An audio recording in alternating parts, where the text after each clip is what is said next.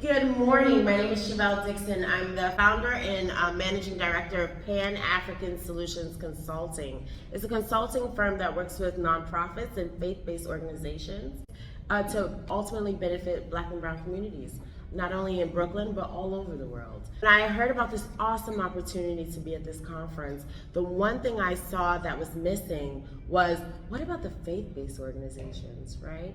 So when I said no org left behind, we have all of this money out there and we're trying to pool it together. Let's not forget about faith-based organizations. During COVID-19, the global pandemic, and police brutality atrocities, faith-based organizations have stepped up to support Black local communities, not only with spiritual and emotional support, but also with economic support, civic engagement, and even food and clothing support for basic needs.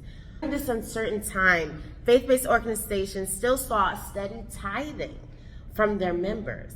For example, actually, do you know that Black people in the diaspora in the States give 25% more than white people to philanthropic causes? Blacks also tend to give 10% of their income to their faith-based institutions, which even during hard times, we're still giving because we believe in our community and the ability of faith-based organizations to lift us up. Having access to recurring funding sources is essential to these faith-based organizations and nonprofits. This session will examine the ways in which philanthropic foundations can tap into the faith-based market to increase its impact on the Black community. So, no further ado, I turn over to my panelist, Reverend Anthony L. Trufant, the senior pastor of Emmanuel Baptist Church. Humbled and honored to be on this panel with not only Dr. Carruthers and Dr. McKinley. What are the strategies that can be adopted to assist people once they get involved with the criminal justice system? How can they increase the likelihood of having better outcomes? And the question becomes, what are the steps that you ought to take when you're victimized? Well, one review board, in most cases I know, only have the power to recommend. They do not have the power that is binding, that says to the police commission, this is what you must do. So it's merely suggestive. It's left to the police to do what they wish to do and not what we need them to do. Too often the case that Black churches focus on what's happening outside the church and they don't deal with injustices within the church. Now back to Chevelle. Thank you so much, Reverend Trufant. Really appreciate you kicking it off for us. And again, as Reverend Trufant highlighted, he is my reverend. I've been at Emmanuel Baptist Church for over 11 years. I'm a choir member. I'm involved with the community development organization. And honestly, why it's my church home is because we're active in our community. They don't say just come and just be there. How are you serving your community? Use your talents and put it to work for your community. So thank you again so much, Reverend Trufant. This is Reverend Terrence McKinley. Again, he's the Director of Racial Justice Mobilizing of Sojourners. So please, Reverend McKinley, without further ado. Thank you so much, Chevelle, and I just want to express my thanks to you for this incredible event, this wonderful panel discussion, and I'm so grateful for the focus of this particular session. Every generation leaves behind a legacy. What that legacy will be is determined by the people of that generation. Those are the words of John Lewis, and those are the words that are animating for me during this time, because in a pivotal time in our nation, I really believe that we as persons who are in the advocacy and justice space, as well as those who are funders, are left with the question that John Lewis asked after he gave us that powerful quote, and that is, what legacy do you want to leave behind? So I manage three main projects at Sojourners. One is our voting rights, is related to our voting rights work. One is related to our racialized policing work, and the final is related to our radical truth telling and repair. I'll go quickly through this, and then I'll just invite us into one final story. So our voting rights work. We know that since the 2020 election, over 400 laws have been passed in 49 states to suppress the right to vote. It is now illegal in Georgia for you to give a cup of water to an to cast their ballot. We know that we are facing a crisis, not just because of voter suppression, but now these laws are leading to voter subversion, election subversion. That means that even in certain states, if they don't like the results of the election, the results can be overturned. John Lewis also said, the vote is precious, almost sacred, the most powerful nonviolent tool we have in a democratic society. We have to use it.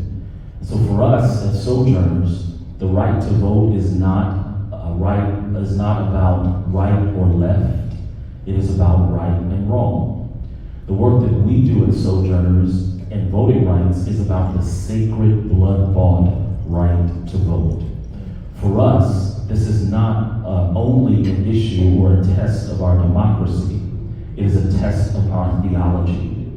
We believe that every person is created in the image of God, so that every person has a voice that matters, and their vote should be counted.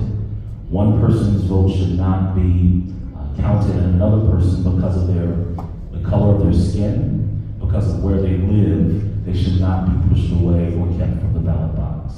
And so for us, we have launched an effort called Lawyers in College Turnout Sunday in the 2020 election. This was an effort across 7 states initially to marshal clergy because of their moral presence in their communities, and attorneys to stand alongside their communities at election sites on election day to make certain that there were no intimidation tactics, and there were no voter suppressive tactics. We worked across 10 states. Our work has expanded to 10 states in the preparation for the midterm election. Our effort now is called Faiths United to Save Democracy. This is initially was a black church effort in the 2020 election. Because of the success of our work in 2020, we thought we were able to lay it down and we were going to be able to rest. However, right after the 2020 election, January 6th happened, and our democracy was under a greater threat, so we had to expand our work. Let me say a little bit give you some numbers just to give you a sense of what it is that we have been able to do. In 2020, we marshaled clergy across 7 states. There were 1,300 clergy that went with attorneys at polling places. We were featured by CNN, MSNBC, all national news networks, state networks, over 30 state news networks for our work. 75 articles were published about this work. Those 75 articles got 660,000 views just on our voting rights rate. That's what we did to protect the election in 2020. I'm going to move quickly, Chevelle. But we had to expand to Faiths United to Save Democracy, which now is not as black church led, but it is a multi-faith, multi-ethnic, intergenerational effort where rabbis and imams are coming together with pastors and clergy across 10 states to protect the right to vote. Our network has grown significantly because the threat has grown significantly, and we are training clergy on how to protect the right to vote at the polls. We have clergy that are meeting with secretaries of state in our We Are Watching dimension of our work to say to secretaries of state, we're going to be watching for free, fair, and safe elections. We then will mobilize people on election day to go to the polls. We recognize the Black Church is one of the greatest mobilizers still as an institution. And then we will stand alongside our people at the polling places to protect the right to vote. I'm gonna fast forward to the end, and anything else we can certainly raise in the Q&A. But let me just briefly highlight the last 2 pieces of our work. I also lead our theology, racialized policing, and justice reform work. This is as a result of the first $1 million grant that Sojourners has received, that we were able to, with that $1 million, partner with Howard University School of Divinity.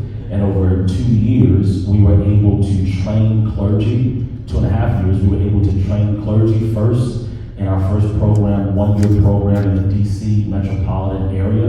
Over 50 clergy, we trained over 10 months on how to be first responders when persons in their pews are results of have dealt with police violence. We train them, clergy know how to preach and teach, but do you know how to write an op-ed? Or do you know how to do a press conference? So we train clergy on all the things that were needed to lead well and thrive in their communities. That work has expanded. We now have launched cohorts in North Carolina. And in this past August, we hosted our first national cohort with 60 faith leaders. 50% of them were PhD holders. 60% of them were senior pastors. Last 35% of them were millennials or Gen Zers. All faith leaders committed to this work. And so we're very proud of the work that we continue to do on the tail end of the shooting of George Floyd and the Social Justice Summit. This work is so much more important, particularly as national legislation seems like it's a far cry from being passed. I could say more, but I'm going to stop. And the final piece of our work is on radical truth-telling and repair. And Dr. Carruthers could say so much more about this because of her Yo Woman's work on this effort. But I've been fortunate over the course of the last year and a half to lead Sojourner's only effort around bringing a truth, racial healing, and transformation commission to the United States, as well as around reparations. Sojourners is at the center of a faith outreach task force.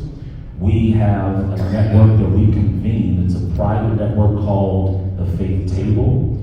This is a network of senior leaders across the church that represent over 70 million Christians across the country. And these leaders have written a letter to the White House to say that we want radical truth-telling and repair. We launched a video with Now This that has over 6 million views. And over the course of this last February, we had the wonderful opportunity to have a press conference and to meet with the White House. I'll end by saying this. Our stories of the folks who have been impacted by this work have been pretty remarkable. We're excited about those who have continued to take the tools that we provided, not only to their communities to protect the vote, but also to make certain that our people are protected from police violence. And the ask, with more funding, and I want to just, and I'm closing here, every black preacher says they're closing 3 times, the third and the final time. I will close with the ask by saying this. I started with my own recognition of my social location. I am a black man in a majority white organization that has recently undergone a shift in leadership to black leadership, and lead a racial justice portfolio in that space. That's a very specific, reality. The ask that I would say is for someone who's leading in my space is that funders would fund organizations that have a demonstration of doing good work in black communities, even if they are white organizations. White organizations can be strong allies to their partners, and if there's a demonstration of good work and good partnership, we need funding that's not 1-year funding. That's not enough time.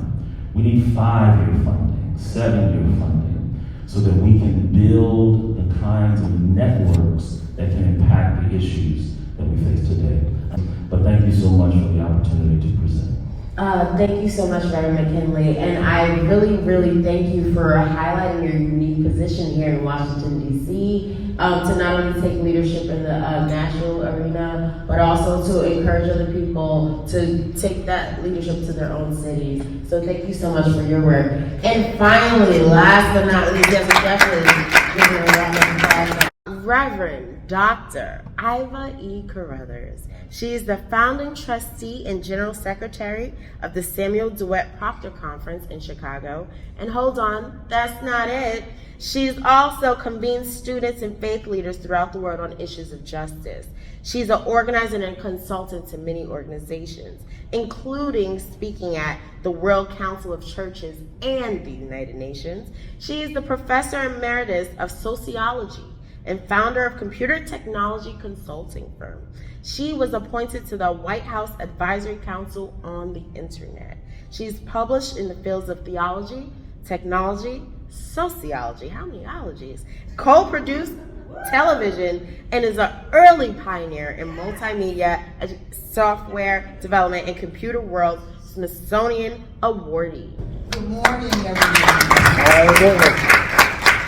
Holy Spirit has already descended here. Amen. And I want us to all use our theological imagination to think about what we've already heard in the witness and testimony of those who have already spoken, and just multiply that in terms of connectivity to create ecosystems of sites of faith communities in terms of the impact and outcome we can have. We have already heard the ways in which just 2 sites of faith communities are creating and recreating liberative structures that will dismantle the systems that we are committed to dismantle, each and every one of us. So I want to submit that everybody in this room has a call for this moment, for such a time as this. Having said that, we have been gathered here and convened under this word of Harambee, a key Swahili word that talks about the coming together for us to be unified. I'm thinking about one of the ancestral powers which had landed on my shoulder this morning in the personage of Willie Barrow. And Willie Barrow, Mother Barrow, would always say, it's not so much that we are not united. The issue is we are disconnected. Wow. And so I really want to lay out here that the mission and the vision and the possibilities of the Samuel DeWitt Proctor Conference. And my boss is here. Reverend Trufant is my boss, because he is a trustee of the Samuel DeWitt Proctor Conference, okay? But what we represent collectively is the possibility for us to create ecosystems that do this work, cross-discipline, motivated by the spirituality, which is the same spirituality that we had in the belly of those ships that we came over here on. That's what we have to recreate, reclaim, and build upon, because faith is our capacity to believe and hope in the unseen. Faith is what we know is today in the not yet. And I'm calling upon that level of faith and spirituality as the distinction that the faith community brings to the work that we're all committed to. You can't buy it. You can only remember the ancestral powers upon which we all sit here individually and collectively. And that's what I hope all of us take away from this conversation. And so fast forward, I am trying to suggest that as the Kikuyu people raised up Harambee in the spirit of a liberation movement, as they moved into the forest, they always began with a prayer. And that prayer began and ended with Mama. And it meant, God, let it be so. And so I want to say to us, God, let it be so.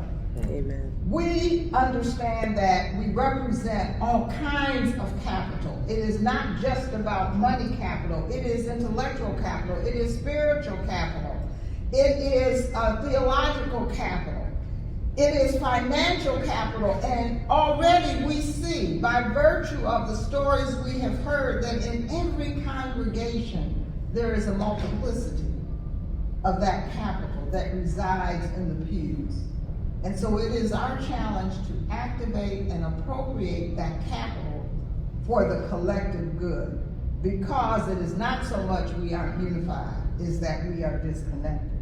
The Proctor Conference has outreach to over 70 seminaries and universities, where we nurture young people to understand that whatever their discipline is, they have an internal barometer of spirituality which can move them towards making a difference wherever they land. in terms of a difference for the community and for the common good. We are also a non-governmental organization certified at the UN, which gives us a global platform to take those young people to and through and experience, to have the kind of expression and praxis that many students of other persuasions get that our students do not. We organize the church and mobilize the church in 3 ways: education, advocacy, and activism. We don't care where you come in terms of vision or capacity. We know that when you come into the Proctor family, there is something there for you to have by virtue of networking, by virtue of hearing models of other people who are doing things, and by our shared capacity to replicate and move that forward to our end. And so we are a go-to hub. We are a go-to hub that is built on the historic way in which the Black church in its prophetic tradition has always made the difference. Amen. Faith matters, and yes, to ignore faith and talk about transforming Black community is not going to get you very far. Mm-hmm. But you can't just do it when it's a time for election or when you want to drop some fast money somewhere in order to prove that you are on our side. Mm. So, I want to tell you a story about Reverend Marilyn. Reverend Marilyn, when I met her 7 years ago, to your point, was doing a very successful food pantry. By that, over a church of about 150, 200 people, serving 150 meals a day.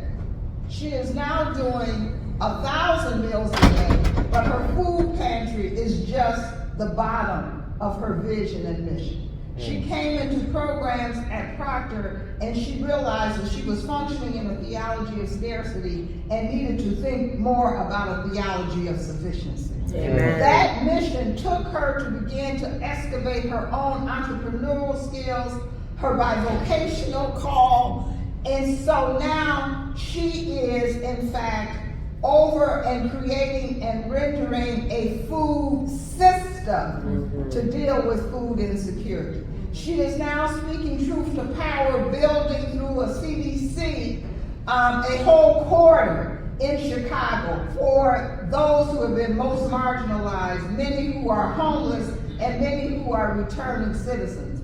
Her mantra has become, I want to work myself out of a job. Amen. So she, as a clergy person, has given the keys and the CEO position to a person who's formerly incarcerated who was the cook.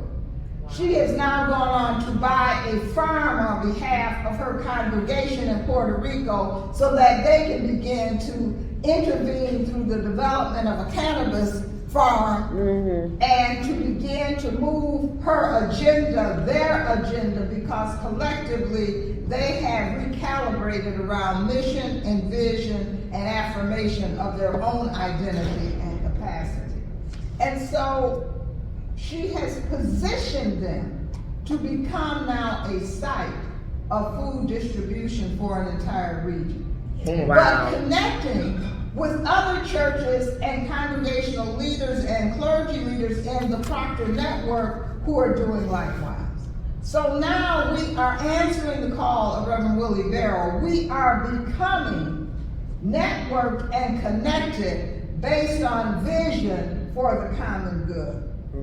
In the height of COVID, her site and many others within Proctor became the site to help us distribute as a part of the Live Free program over 1 million masks and hand sanitizers. We responded to a call that I got at 4 a.m. from one of our journalists. I'll tell you who it was. It was Mark Thompson. Maybe some of you know them. You see Mark on SNBC. He said, Mom, it's 4 o'clock in the morning. I'm not going to apologize. I called you. He says, I'm crying because I'm looking out my window and I see these trucks taking dead bodies.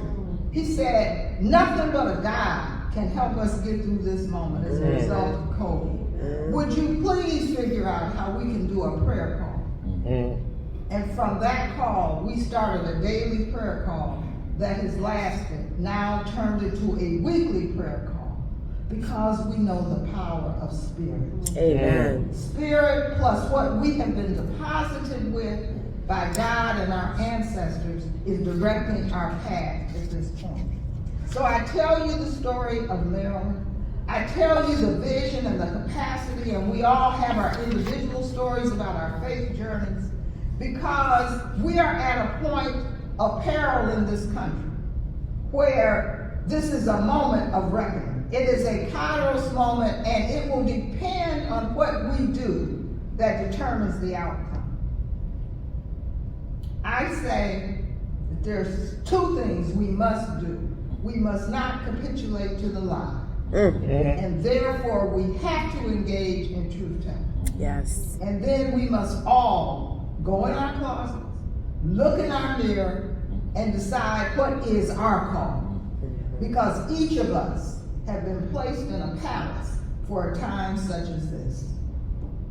Each of us can make a difference in terms of the choices we make every day.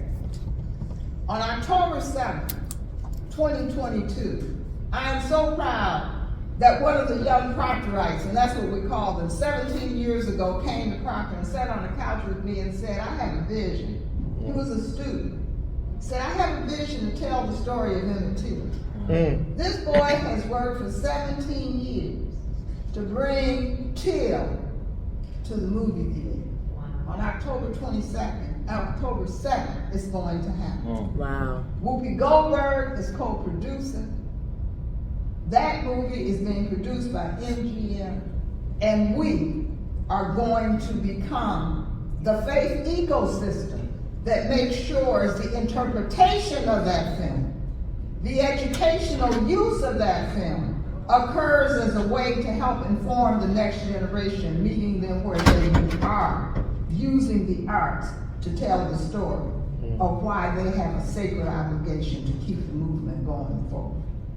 And so when I think about Keith Beauchamps of the world, when I think about Reverend McKinley, when I think about Reverend Trufant and their leadership, not leadership because of their individual outcome and good and interest, but leadership because they appreciate and understand the power of our community to transform the world. Because we have and know what it means to be human and to live and to seek justice. When I think about that, I say, and I ask, that each of us engage in this national truth-telling initiative. Each of us think about how we can invest long-term to endow the sustainability of those organizations and those programs which matter. And to remember, at all times, we cannot leave those behind who are the next generation. So I'm pleased to say that my ask for the Proctor Conference is that you support us as we now have a $750,000 match challenge for endowment and our legacy fund, and you support us in our truth-telling mission movement work that includes the opportunities that I've shared with you in terms of Till, as we step out knowing that on God's authority and that which we know we can each do, we will win, for together the ants ate the elephant. Thank you. Wow, I'm almost scared to wrap it up after that. That was amazing. Can we get another round of applause for all of our panelists?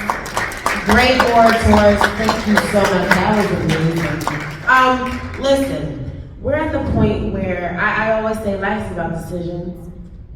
This is a decision moment, right? What are you gonna do? What are you gonna do? What's the conversation that you're bringing back to your institutions? The title of this panel was "No Organization Left Behind."